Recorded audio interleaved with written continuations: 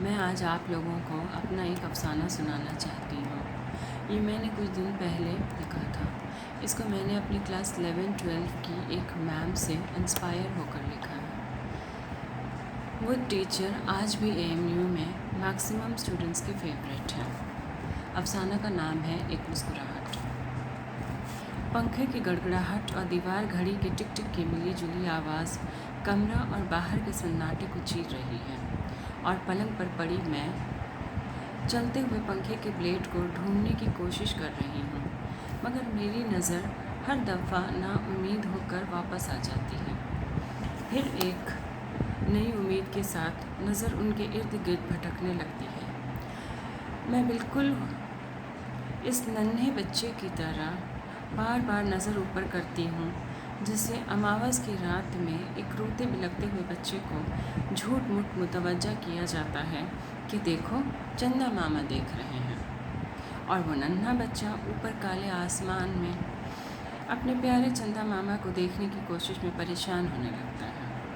ٹھیک اسی طرح اندھیرے کمرے میں میری نگاہیں بھی پنکھے کے بلیڈ کو تلاش کر رہی ہیں، اور میرا ذہن کسی اور کو۔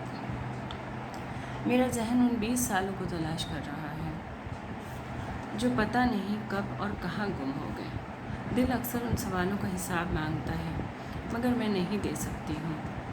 ہمیشہ اپنے دماغ پر زور دیتی ہوں، مگر ہر دفعہ یہی ہوتا ہے کہ وہ الجھ جاتا ہے، اور پھر مجبوراً مجھے اپنا وہ سوال دماغ سے نکالنا پڑتا ہے۔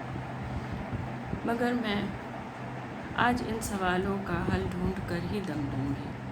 میری زندگی کیا اتنی سستی ہے کہ میں اتنے اہم سالوں کا حساب جانے بغیر ہی اپنی زندگی کی گاڑی آگے بڑھا لوں؟ مجھے اس کا حساب کہاں سے شروع کرنا چاہیے؟ جوانی کے دنوں سے، یعنی اسکول، یعنی کالج اور یونیورسٹی سے، یا بچپن اور اسکول کی میٹھی یادوں سے؟ بچپن، میرا سہانا بچپن، جب میں اپنے گھر بھر کی چہیتی تھی، جبکہ نہ تو میں سب سے چھوٹی تھی اور نہ ہی سب سے بڑی، مگر پھر بھی میں اپنی بہنوں کی چہیتی اور اپنے بھائی جان کی دلاری تھی۔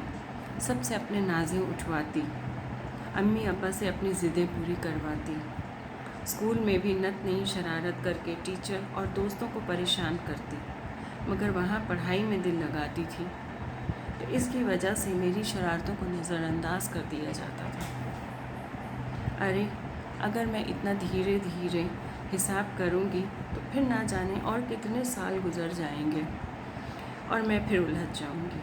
ویسے بچپن یاد کرنے میں مزہ بہت آتا ہے۔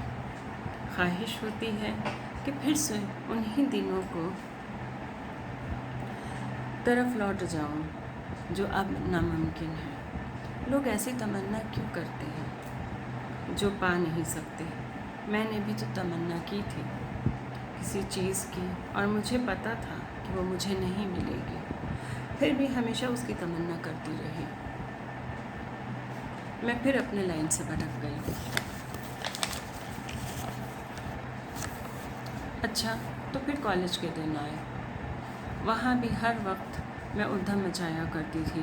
کتنی بار میں اپنی شرارتوں کی سزا بھگت چکی تھی، مگر عادت سے مجبور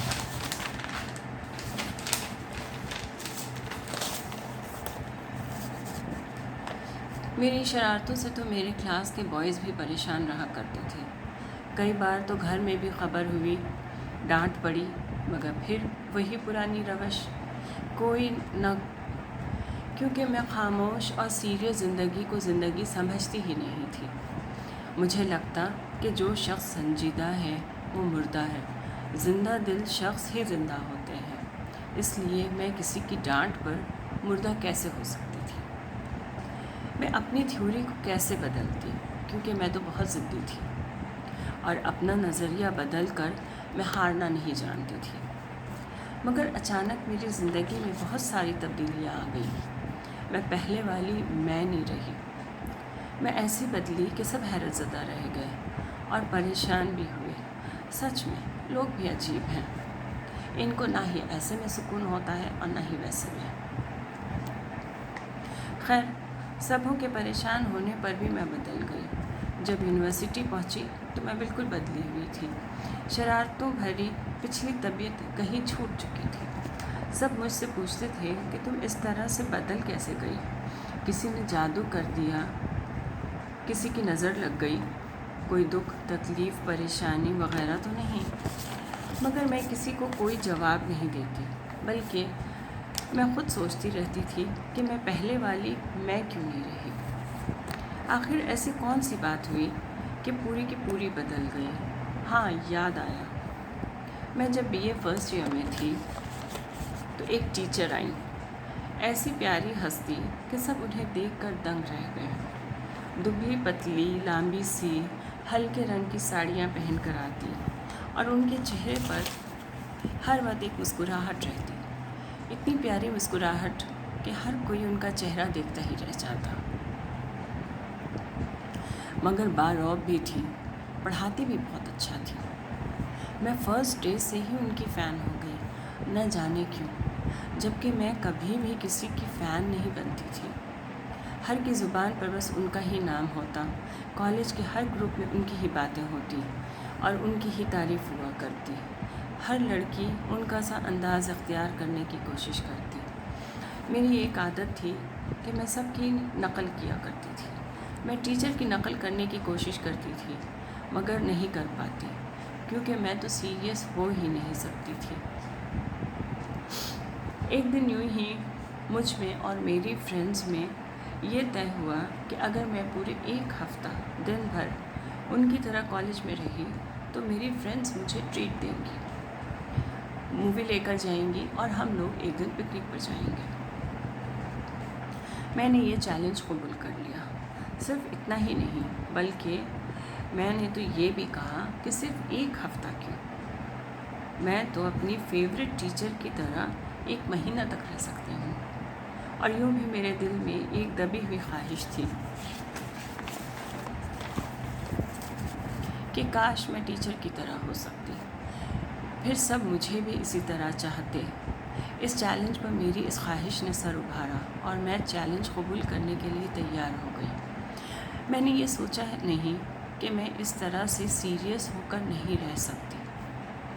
اس وقت تو بس ایک ہی تمنا تھی کہ میں بھی اپنی اس پیاری ہستی کی طرح مشہور ہو جاؤں.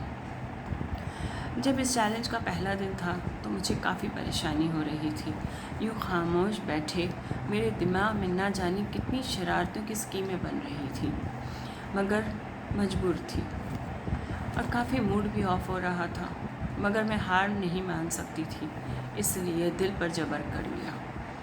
دوسرے دن اپنی عادت کے مطابق کلاس میں ادھم مچانے لگی. بھول گئی تھی کہ میں نے کسی چیلنج کو قبول کیا تھا. میری دوستوں نے مجھے ٹوکا اور کہا کہ تم نہیں کر سکتی ہو، چھوڑ دو اس چیلنج کو. میں ہمت ہارنے والوں میں سے نہیں تھی، اس لیے پھر سے تیار ہو گئی اور اس طرح ایک مہینہ گزر گیا. سب نے مل کر خوشی منائی، ہم سب مووی گئے، مگر میں نے کوئی شرارت نہیں کی، کسی بات پر قہقہا نہیں لگایا، بس مسکراہٹ بکھیرتی رہی. میری یہ مسکراہٹ بہت مشہور ہو گئی. ہر کالج کے اسٹوڈنٹ کے درمیان میری بھی باتیں ہونے لگیں. لیکن دوسری طرف میرے گھر میں بھی یہی حال تھا میرا. گھر میں سب لوگ پریشان ہو گئے. ابا امی کہتے کہ اس لڑکی کی ہنسی کو کیا ہو گیا، نہ پہلے کی طرح بہت بولتی تھی، نہ کسی کو پریشان کرتی تھی، سب کچھ ختم ہو گیا تھا. بھائی جان ہنسانے کی کوشش کرتے اور میں مسکرا کر رہ جاتی. سب ہار چکے تھے اور میں جیت گئی تھی، اپنے چہرے پر صرف ایک مسکراہٹ لے کر. اس طرح چیلنج والا وہ ایک مہینہ نہ جانے کتنے مہینوں میں بدل گیا. اور پھر میں بھی ایک دن اپنی فیوریٹ ٹیچر کی طرح جغرافی پڑھانے لگی. کلاس میں سب اسی طرح میری طرف دیکھتے، لڑکیاں آپس میں میری اور میری مسکراہٹ کی باتیں کرتی. BA سیکنڈ ایئر میں ایک لڑکی تھی، بہت شریر، بولڈ اور بہت ذہین، کلاس میں بھی بہت ایکٹیو تھی. اس کی شرارتوں کی خبر پرنسپل تک بھی جاتی، مگر وہ اپنی حرکتوں سے باز نہیں آتی تھی. آج جب میں اس کی کلاس میں داخل ہوئی تو پوری کلاس کچھ زیادہ ہی خاموش تھی. میں نے توجہ نہیں دیا، مگر جب میری نظر بلیک بورڈ پر پڑی تو اس پر ایک کارٹون بنا ہوا تھا، میرا کارٹون۔ اس میں لکھا تھا کہ دل کھول کر ہنسنے کا کیا لیں گی۔ کارٹون پر تو ہنسی تھی، مگر جملہ پر مجھے غصہ بھی آیا۔ میں نے کلاس میں سب سے پوچھا کہ یہ حرکت کس کی ہے۔ بہت دیر کے بعد وہی لڑکی اپنی جگہ پر کھڑی ہو گئی۔ کلاس ختم ہو چکا تھا، اس لیے میں وہاں پر اس سے بات نہیں کر سکی۔ اس کو اپنے ساتھ اسٹاف روم لے کر آئی۔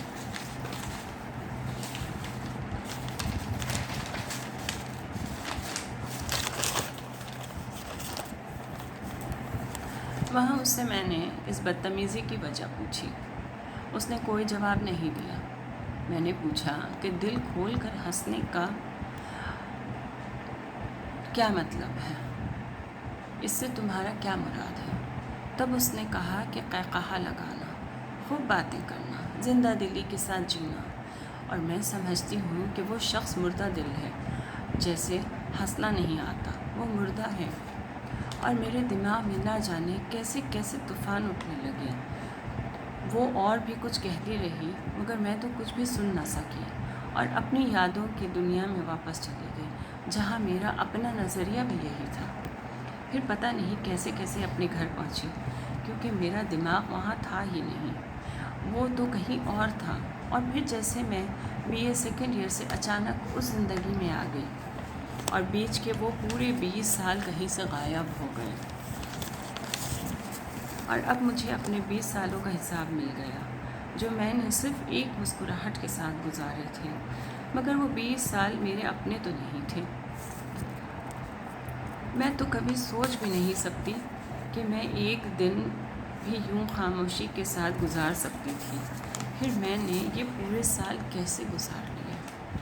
شاید اس لیے اب ان سالوں کو اپنا تسلیم کرنا نہیں چاہتی، کیونکہ میرے وہ 20 سال یوں گزر گئے جیسے خواب میں گزر گئے۔ میں وہ تو رہی ہی نہیں جو میں تھی۔ شکریہ۔